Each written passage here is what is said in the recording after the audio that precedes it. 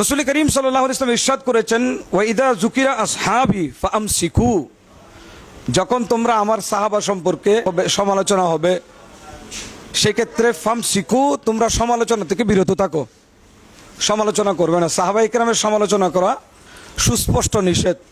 হযরত আলী রাদিয়াল্লাহু তাআলা শুধু আহলে বাইত নন, তিনি একজন সাহাবীও।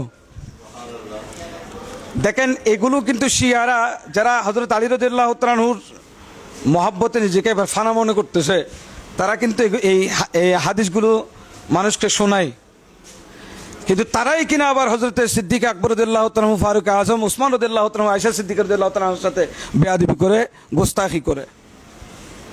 আল্লাহর প্রিয় হাবিব সাল্লাল্লাহু আলাইহি ওয়াসাল্লাম বলছেন, আমার সাহাবার সমালোচনা থেকে তোমরা বিরত থাকো। এই জায়গায় ইমাম ইবনুল হুম্মাম রহমতুল্লাহি তাআলার একটা উক্তি আহলে সুন্নাত ওয়াল জামাতের আকীদা কি তিনি উল্লেখ করছেন আল মুসামারা গ্রন্থে, ওয়া ইতিকাদু আহলি সুন্নতি ওয়াল জামাআ, আহলে সুন্নাত ওয়াল জামাতের আকীদা হলো যে আবশ্যিকভাবে আহলে সুন্নাত ওয়াল জামাত মনে করে সমস্ত সাহাবায়ে কেরাম পুত পবিত্র, গুনাহ থেকে, দোষ থেকে, ত্রুটি থেকে আল্লাহ পাক সুবহানাহু ওয়া তাআলা হেফাজত করেছেন, মাহফুজ। কেন? লিইসবাতিল আদালাতি লিকুল্লি মিনহুম, কারণ প্রত্যেক সাহাবার আদালত এটা নিশ্চিতভাবে প্রমাণিত। যেখানে আল্লাহ পাক সুবহানাহু ওয়া তাআলা বলেছেন, উলাইকাল্লাযীনা ইমতাহানাল্লাহু কুলুবাহুম লিত্তাকওয়া, সাহাবায়ে কেরামের কলবকে আমি খোদা পরীক্ষা করেছি এবং তাদেরকে যাচাই বাছাই করে আমি তাদেরকে তাকওয়ার ব্যাপারে পাশ করে দিয়েছি, পাশ দিয়েছি। অর্থাৎ প্রত্যেক সাহাবা আমার পরীক্ষায় পাশ হয়ে গেছে। তাকওয়ার ক্ষেত্রে আমার সাহাবা নিয়ে কোনো আপত্তি আমি খুদ আরো নাই, আমার নবীর সাহাবা নিয়ে। সুতরাং আল্লাহ পাক সুবহানাহু ওয়া তাআলা সার্টিফিকেট দিয়েছেন, এটা একটা বিষয়। এজন্য আদালত প্রমাণিত সাহাবায়ে কেরামের।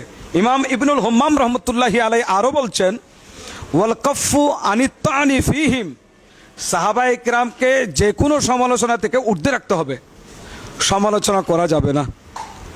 এরপরে বলছেন, ওয়াসসানাউ আলাইহিম কামা আসনাল্লাহু সুবহানাহু ওয়া তাআলা আলাইহিম, এবং তাদের ঠিক সেইভাবে প্রশংসা করতে হবে যেভাবে আল্লাহ পাক সুবহানাহু ওয়া তাআলা কোরআনুল কারীমে সাহাবায়ে কেরামের প্রশংসা করেছেন। রাদিয়াল্লাহু আনহুম, আল্লাহ পাক সুবহানাহু ওয়া তাআলা কত সুন্দর করে প্রশংসা করেছেন। মুহাম্মদুর রাসূলুল্লাহি ওয়াল্লাযীনা মাআহু আশিদ্দাউ আলাল কুফফার রুহামাউ বাইনাহুম তারাহুম রুকআন সুজদান ইয়াবতাগুনা ফাদলাম মিনাল্লাহি ওয়া রিদওয়ানা, যেখানে আল্লাহ পাক সুবহানাহু ওয়া তাআলা এত উচ্চ প্রশংসা সাহাবায়ে কেরামের করেছেন, সেখানে আমাদের সমালোচনা করার কোনো সুযোগ নেই।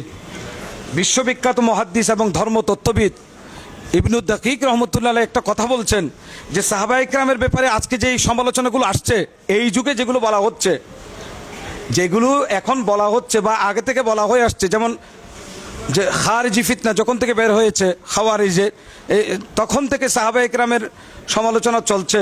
শিয়া ফিরকা যখন থেকে বের হয়েছে, সাহাবায়ে কেরামের সমালোচনা চলছে।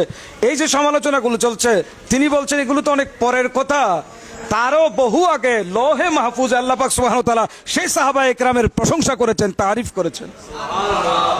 আল্লাহ পাক যেখানে প্রশংসা করে তাদেরকে সার্টিফিকেট দিয়েছেন, সেখানে এই ১৫০০ বছর পরে এসে কে সাহাবায়ে কেরামের সমালোচনা করছে সেগুলো দেখার দরকার অন্তত আহলে সুন্নাত ওয়াল জামাতের নেই। আমরা আহলে সুন্নাত ওয়াল জামাত প্রকৃত এবং মৌলিক আকীদার উপর আমাদেরকে অবিচল অটল থাকতে হবে। এজন্য আল্লাহর প্যারা হাবিব মওলা আলী মুশকিল কুশা হায়দার কাররার রাদিয়াল্লাহু তাআলা আনহুকে একদিন বলেছিলেন যে, এ আলী, তোমার উদাহরণ কিছুটা ঈসা আলাইহিস ইসলামের মতো। কারণ ঈসা আলাইহিস ইসলামকে অতি সমালোচনা করে ইহুদিরা ঈসা আলাইহিস ইসলামের আম্মাজানের উপর অপবাদ দিয়েছে, আর নাসারা খ্রিস্টানরা অতি মহব্বত করে ঈসা আলাইহিস ইসলামের উপর অতি ভালোবেসে ঈসা আলাইহিস ইসলামের এমন মঞ্জলায় তুলেছে যে মঞ্জলা যেগুলো ঈসা আলাইহিস ইসলামের ব্যাপারে নেই। এ আলী, তোমার ব্যাপারেও অনেকটা সাদৃশ্য সেরকম যে তোমাকে ঘৃণা করে, তোমার প্রতি বিদ্বেষ পোষণ করে একটা দল তোমার বিরুদ্ধে অতিরঞ্জন করবে, আর আরেকটা দল তোমাকে অতি মহাব্বত করে যে তোমাকে এমন মঞ্জলায়, এমন পজিশনে নিয়ে যাবে যে পজিশনে ব্যাপারে তোমার ভেতরে নেই। অর্থাৎ যে মর্যাদা, যেমন নবী হওয়া, তারা নবুয়ত দাবি করছে, রসুল করিম সাল্লাল্লাহু আলাইহি ওয়াসাল্লাম খলিফা হওয়া, এই যে মান কুনতু মাওলাহু ফাআলিয়ু মাওলাহু, এই হাদিস নিয়ে এবং বিস্তরে মুস্তাফা রসুল করিম সাল্লাল্লাহু আলাইহি ওয়াসাল্লাম যে হিজরতের রাতে আল্লাহ হযরত আলী রাদিয়াল্লাহু তাআলাকে বিছানায় শুয়ে দিয়েছিলেন, এটা নিয়ে তারা কান্ত হয় নাই। আরো অনেক কথা আছে, হাদিসে কিরতাস নিয়েও কথা আছে। আল্লাহর নবী যখন সুস্থ হয়ে গেলেন একেবারে চরম পর্যায়ে, তখন রসুল করিম সাল্লাল্লাহু আলাইহি ওয়াসাল্লাম বলেছেন হালুম্মু কিতাবান আকতুবু লাকুম কিতাবান লান তাদিল্লু বা'দাহু, যে আমার জন্য খাতা কলম নিয়ে আসো, দোয়াত নিয়ে আসো, আমি কিছু লিখে দেবো, এমনভাবে লিখে দেবো যাতে তোমরা কখনো গুমরা না হও। ওই সময় হযরত ওমর রাদিয়াল্লাহু তাআলা আনহু নিষেধ করেছিলেন। ক্বালা উমারু ইন্নান নবিয়্যা সাল্লাল্লাহু আলাইহি ওয়াসাল্লাম, যে রসুল করিম সাল্লাল্লাহু তাআলা আলাইহি ওয়াসাল্লামের অসুস্থতা এখন তীব্র পর্যায়ে, আর তোমাদের কাছে কোরআন আছে। হযরত ওমর রাদিয়াল্লাহু তাআলা বলছেন হাসবুনা কিতাবুল্লাহ, আমাদের জন্য কিতাবুল্লাহই যথেষ্ট, কোরআনের উপর আমল করো। এই হাদিসটাকে কেন্দ্র করে এত সব অভিযোগ শিয়ারা এনেছে, যে প্রথম অভিযোগ ছিল আল্লাহর পেয়ারা হাবিব সাল্লাল্লাহু আলাইহি ওয়াসাল্লাম যা লিখে দেবেন সেগুলো তো ওহী নিঃসন্দেহে, কারণ ওমা ইয়ানতিকু আনিল হাওয়া ইন হুয়া ইল্লা ওয়াহয়ুন ইউহা। তো আল্লাহ নবীর সমস্ত কথা যেহেতু ওহী, শিয়ারা অভিযোগ করছে যে রসুল করিম সাল্লাল্লাহু আলাইহি ওয়াসাল্লাম যা লিখবেন সেটা ওহী ছিল, ওহীর রদ করা কুফরি। হযরত ওমর রাদিয়াল্লাহু তাআলা নাকি এখানে কুফরি করেছেন, এটা একটা অভিযোগ। দ্বিতীয় অভিযোগ করেছে যে আল্লাহর পেয়ারা হাবিব সাল্লাল্লাহু তাআলা আলাইহি ওয়াসাল্লাম রসুল করিম সাল্লাল্লাহু আলাইহি ওয়াসাল্লামের সামনে শোরগোল হয়েছে, সাহাবায়ে কেরামের মধ্যে ইখতিলাফ হয়েছে, আল্লাহ নবী সবাইকে বের করে দিয়েছেন ওখান থেকে।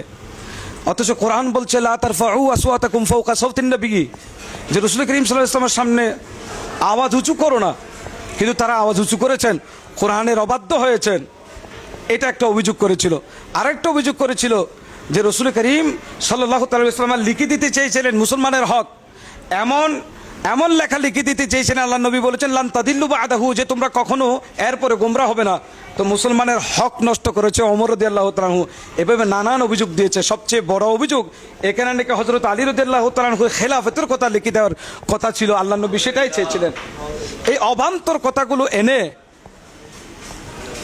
বক্তার দাদা কিছুদিন আগে আমাকে একটা কথা বলেছিলেন যে সাহাবায়ে কেরামের সাথে, তিন খোলাফার সাথে, সিদ্দিক আকবর, ফারুক আজম, ওসমান রাদিয়াল্লাহু তাআলা আনহুর সাথে হযরত আলী রাদিয়াল্লাহু তাআলা আনহুর একটা মুখোমুখি একটা সাংঘর্ষিক অবস্থান তৈরি করার একটা ষড়যন্ত্র চলতেছে।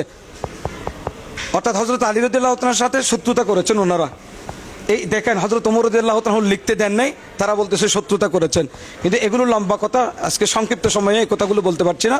তো আমি ওই কথাটাই বলতে চাচ্ছি যে হযরত আলী রাদিয়াল্লাহু তাআলা আনহুর ব্যাপারে সতর্ক আল্লাহ নবী করে গেছেন, যে আলী তোমার ব্যাপারে দুইটা দল গোমরা হবে। এজন্য হযরত আলী রাদিয়াল্লাহু তাআলা বলেছেন আমার ইহলিকু ফিয়া মুহিব্বুন মুফরিতুন, আমার ব্যাপারে দুইটা দল গোমরা হবে। একটা হবে মুহিব্বুন, যারা আমাকে বেশি ভালোবাসবে, আমার ভালোবাসাটা চরম পর্যায়ে নিয়ে যাবে, উদ্ভট ভালোবাসায়। আরেকটা যারা আমার ব্যাপারে অতিরঞ্জন করবে, বেয়াদবি করবে, আমার ব্যাপারে তোহমত দেবে। এই দুটা দলই ধ্বংসপ্রাপ্ত, খুদ হযরত আলী রাদিয়াল্লাহু তাআলা বলেছেন। তো আহলে সুন্নাত ওয়াল জামাতের অবস্থান কি? আহলে সুন্নাত ওয়াল জামাতের অবস্থান আলা হযরত রাহমাতুল্লাহ বলেছেন আহলে সুন্নাত কা হে বেড়া পারে আসহাবে হুজুর নজমু হে না ওহে ইতরত রাসূলুল্লাহ।